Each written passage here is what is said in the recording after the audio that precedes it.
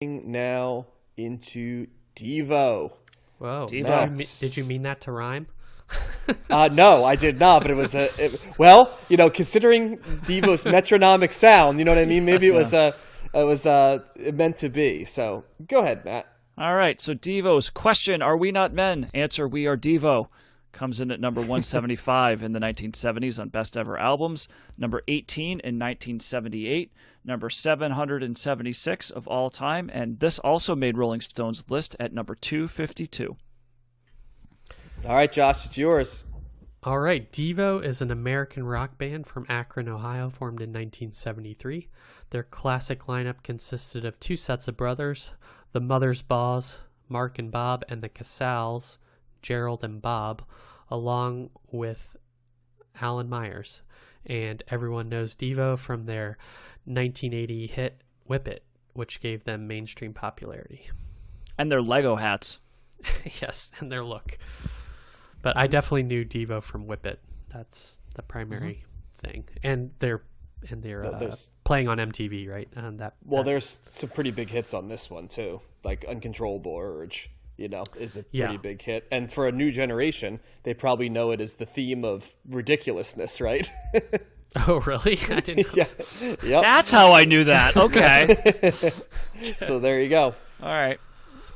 Rob Dyrdek, who's older than we are, still doing stuff on MTV too. It's amazing. So, all right, Josh, it is your start, followed by me.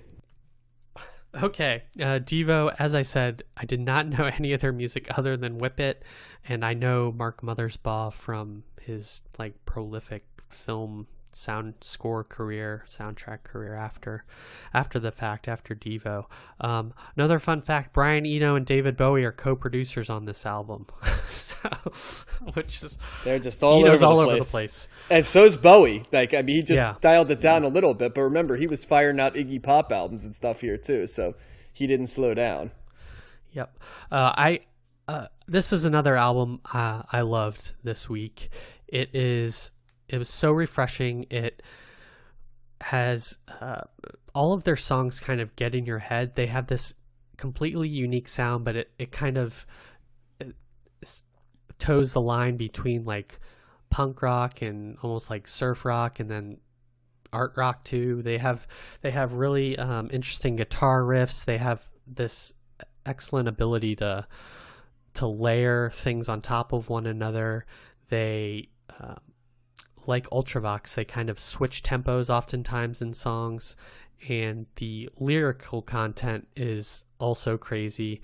My favorite of which is Mongoloid, where he was a mongoloid, one chromosome too many, and he wore a hat and had a job, and he brought home the bacon so that no one knew. Those are some of the lyrics from that song. The also have a crazy cover of I Can't Get No Satisfaction. It barely sounds like the original song, which I appreciate. And I think Devo, I don't know if they're underappreciated, but they're unknown by me and underappreciated by me. And I just love how their song structures are so unconventional, and I feel like they paved the way for a lot of future bands that take their aesthetic and their look, but also almost like Weezer. I feel like Weezer is probably influenced by Devo in some ways, or I don't know who else, but I'm not doing a good job of describing might be giants. Why I like Devo, but I really like this album. So why don't you guys jump in, and I can try and build on what I've done. Yeah, I'm going to go in a different direction, Josh. I have never been a huge Devo fan. So let me start by saying this is definitively a new wave album, right? Yeah. This is a clear new wave album. It also, the new wave that Devo does is definitely influenced by some of the structure of krautrock songs, in the sort of the repetitiveness at times of stuff, and the off-kilter choruses or structure of the songs. There's a level of what I call math rockiness to this, where things line up and it's 2 and 2 sounds, and I'm trying to remember the name of that drum beat that they use in krautrock, but that that shows up here quite a bit too, the drum sound. But I don't know. I just, I'm familiar with the cover of Can't Get No Satisfaction is a song that I was very familiar with, their cover of it, because of just how much it clearly tries to deconstruct the song entirely, right? Yeah. And Uncontrollable Urge is a song I knew before Ridiculousness. I still knew that song because that's a pretty big hit. So I'm familiar with some of the stuff on this. I like my new wave to be a little bit more traditionally danceable, I guess, or a little bit more. I'm trying to think of how to describe the like, we're going to cover, not to get too deep in the weeds, but we're going to cover bands later like Talk and stuff like that. And those are going to be more, even if we go to like what Blondie sounds like, I just like a little bit less abrasive version of new wave, that type of sound, I think. I just don't get as much out of Devo as I do fully formed versions of the stuff that Devo, like, I kind of feel like if I wanted to explore Devo, I can find a lot of what Devo gives me in terms of the experimentation in, Neu! Or Faust or certainly Kraftwerk, right? I feel like Kraftwerk gives me a lot more of what I'm looking for than what Devo does in terms of the monotony and the interesting lyrics and the repetition. I feel like some of the stuff, like we did Talking Heads today, some of the stuff like the discordant nature of the sounds, I like it more in that form. I can expand on this a little bit more. There's definitely stuff, I think we should probably explain to listeners a little bit what like this album sounds like a little bit more, like if you've never heard it. But for me, in terms of did I like this album, I'm very neutral on this album, to be 100% honest. It didn't have, and maybe it suffered because I listened to things this week like X-Ray Specs and the Talking Heads and Ultravox that had a little bit more, in my opinion, visceral energy I connect it with, and the sort of the sterileness of this kind of was a turnoff this week a little bit more for me. But Matt, I'm interested because we're on both ends of the spectrum here. I'm interested to see where you check in on this. So I like that it was interesting covering this the same time we're doing Talking Heads, because I'm drawing a lot of similarities in my thoughts on them. I think that there's in terms of like the kind of the goofy nature, the nerd, like this is like nerd alt rock, like, for sure. Kind of, so other bands that kind of came up in my head, like B-52s, are in this lane. But I also heard different elements in this record of like Elvis Costello and REM and even stuff like the Pixies, but also like they might be Giants and Ween, and was it probably Sparks probably too, is, kind of all these, math rock, nerd rock, whatever you want to call it. Well, we talked about that in 10cc before too. Maybe it was 10cc, maybe not That's Sparks. another band maybe, that kind of sounds. Yes, maybe that was it. I confused them with Sparks. But so there's certainly elements in here that I like, and this one's going to be a little harder to come up with a solid take and one listen, because there's just so much going on, right? They're throwing a lot at you here, a lot of like offbeats, like discordant stuff. There's definitely that krautrock vibe going on, and I think it's interesting compared to Talking Heads, which I liked better than this, was because Talking Heads kind of followed a little bit more in the lane of like of melody and structure and upbeat, something that was catchy or danceable or whatever. This was lacking in that, which made it a little bit harder to fully get in one listen. And as the album went on, I found myself getting a little tired of that shtick, of that vibe. And because it sounded like, okay, I get what you guys are doing, but like I almost felt like I needed a little bit more, whether it was variety or more traditional song structures in here. Not to say that made me not like the album. I'm just saying, like, by the end of it, I was losing interest in the record as it went on. But having said that, there's plenty of things in here that I do like. I think that the cover of I Can't Get No Satisfaction is an awesome cover, because it totally goes a 180, right? Those are the best covers to me, is like you just take a song and you make it your own. The only thing about that song that's got any similarities to the Rolling Stones version is the lyrics, right? Like there's nothing structurally or musically about that's similar, and that to me it's just that's interesting, right? You're kind of just making it your own. So I kind of like that, but. Uncontrollable Urge, I definitely like that guitar riff, and I did remember. I was like, I know this from somewhere, and John just I guess it's from Ridiculousness. That's probably where I knew this from, because John had several. There were several times we were roommates, and John would put that on the TV, so I got to know my Ridiculousness through John. In fairness, thanks, it's hard John. to find. It's only on 20 of the 24 hours of the day. On the MTV It is channel. funny. Yeah, it's because you'll be there and be like, well, Ridiculousness is on for the next 8 hours, right? It's just as episode after omnipresent episode. as Bar Rescue or like Under Siege 2 back in the day on TBS. I like Under Siege too. I do too, but you could find it all the time. You know what I mean? You just like it when the lady jumps out of the cake. That's the first one. Oh, okay. That's there Under you go. Siege 1, yeah. So this is strange. These are weird dudes doing weird sounds and kind of being arty. I'm not going to go there just doing that for art's sake. I think that there's probably, because there is more melody in here, in times and things happening, but it's hard to kind of really like pin this down on one listen.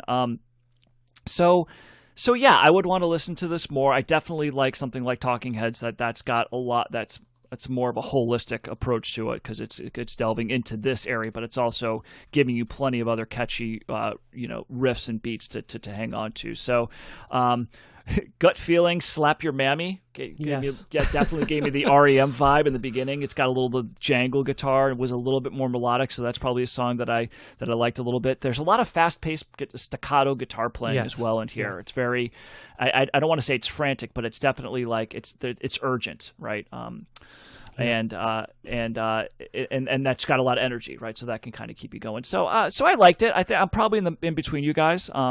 And I would probably want to listen to it more to get a better feel for it. But I definitely think something like the Talking Heads is going to be is something that I like much more than this overall.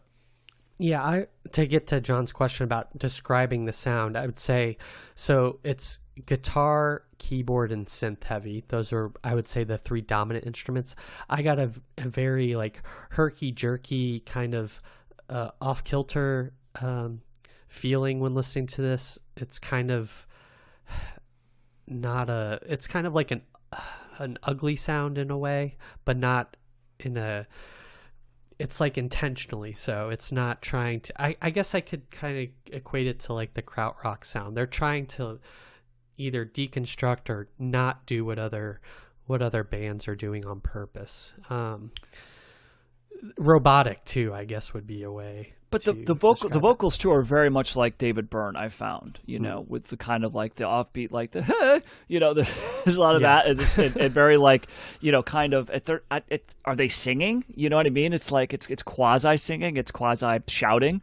Yeah. But yeah, I'm gonna try to do this, and I'm gonna regret doing this immediately. But there's a difference. Like Devo's is much more. It's not so much in front. It's like, outside of like the, the yeah, it's more of like, they go up like this and they kind of stay in the, even like whip it, they stay there. Whereas David Byrne's is like sudden bursts of like, like that goes up a little bit more. So there is kind of a difference, because what Devo's doing is they're running more with, like, I keep saying metronomic, but there's an underpining of the general sound of Devo that fits with a not flatter, but not as, I guess, shrill's maybe the wrong word. But, David Byrne's is more designed to take in that art rock area, where I don't consider this so much, I guess you could call it art rock, but this just seems so new wave to me, synth heavy new wave.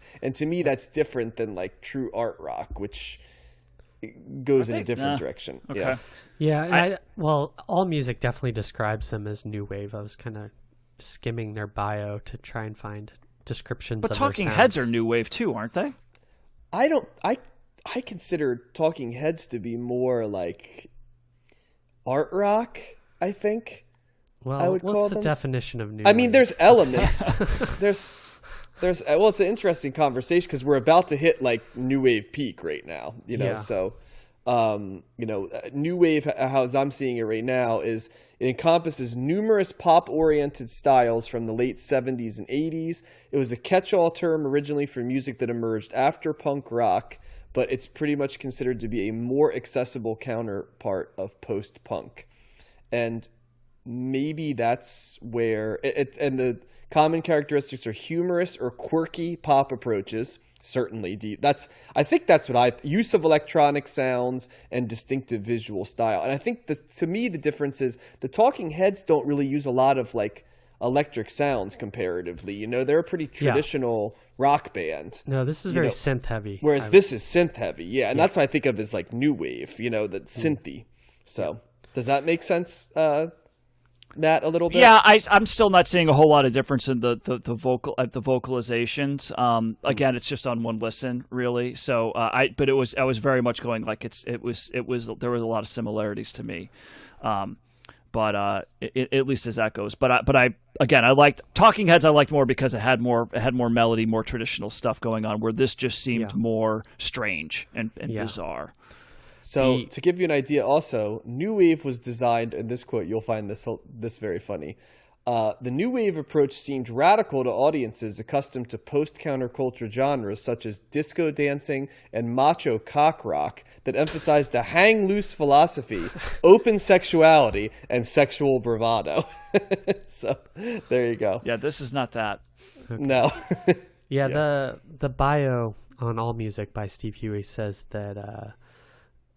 So, jerky robotic rhythms, an obsession with technology and electronics. Yep. The group was one of the first non-prog rock bands to make the synthesizer a core element. Often atonal melodies and chord progressions, all of which were filtered through the perspectives of geeky misfits.